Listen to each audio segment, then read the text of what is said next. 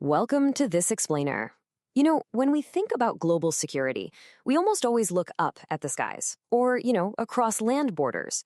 But right now, some of the absolute most intense, high-stakes strategic maneuvering is happening in an environment most of us literally never think about. I'm talking about the bottom of the ocean. Just wrap your head around this number, 99%. A staggering 99% of all international data traffic doesn't travel through the air, and it doesn't bounce off satellites. It actually travels along highly vulnerable cables sitting completely exposed on the ocean floor. We're talking about everything from your late-night movie streaming to literally trillions of dollars in global financial transactions, all relying on these physical underwater lines. So if the ocean surface is basically just a roof covering our most critical infrastructure, the big question is, who's actually watching the ocean floor? The sources for this explainer make it clear. The seas are vast, they're flat, and they are incredibly difficult to monitor consistently. And the second our adversaries realize they can exploit this invisibility, well, global security's put at serious risk. So today, we're mapping out this new reality.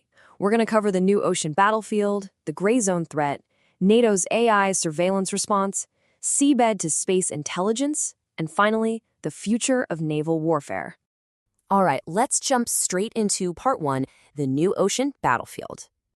For the longest time, traditional maritime security was all about surface ships, protecting trade routes and projecting power with those massive aircraft carriers. But today, the real prizes are energy pipelines and communication cables sitting at extreme depths. Our sources highlight a massive strategic shift here. The surface has actually become so vulnerable to long-range missiles that high-value military assets are literally being driven underwater. The deep ocean isn't just a place to travel through anymore. It's the ultimate contested territory. So why the sudden urgency to monitor the deep? And, well, who exactly are we worried about?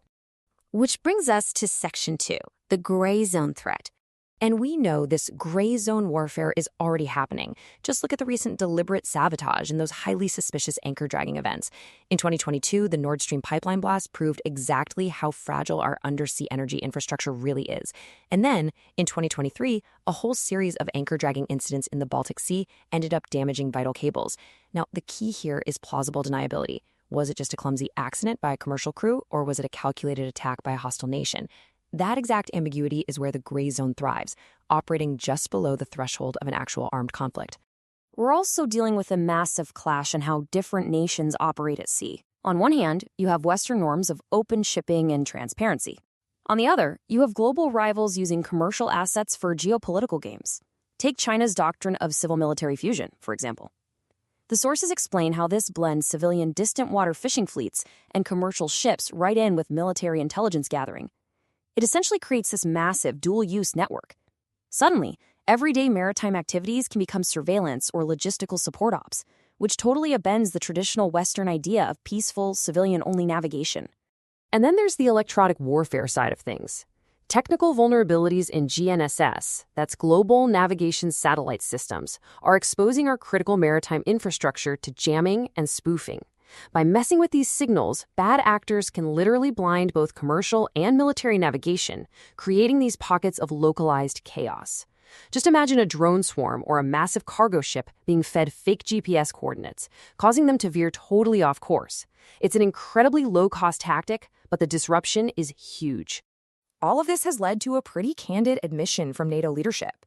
Admiral Pierre Vandier flat out warns that the alliance fell behind in the rapid drone and AI innovation race, especially when you compare it to the lightning-fast adaptations we're seeing in places like Ukraine right now. The reality is, traditional procurement systems that take decades to buy new gear just can't keep up with warfare tech that evolves in a matter of weeks. But NATO definitely isn't just standing still.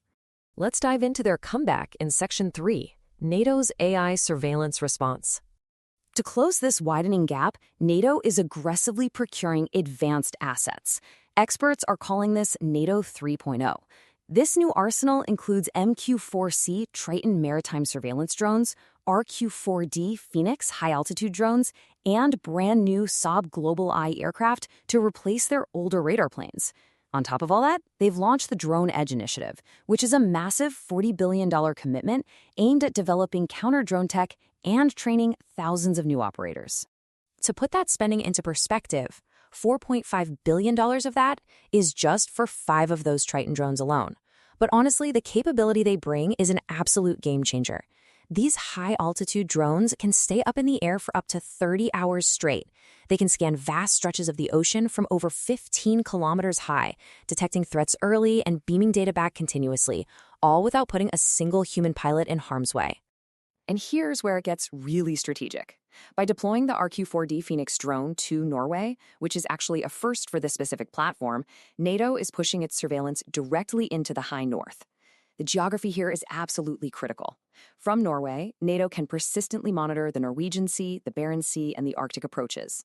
This helps deter submarine activity and keeps an unblinking eye on vital transatlantic routes.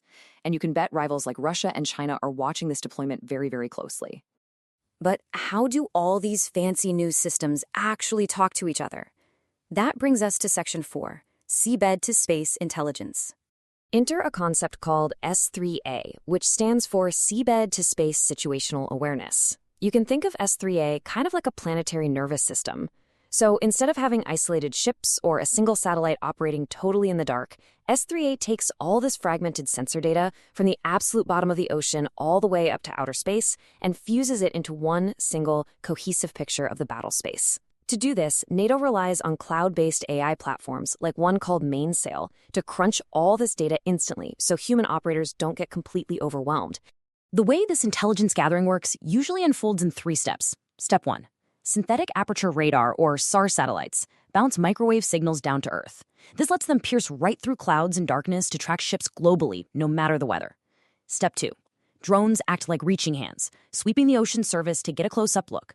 And finally, Step 3. The AI acts as the brain. It instantly fuses all this data together to flag suspicious patterns.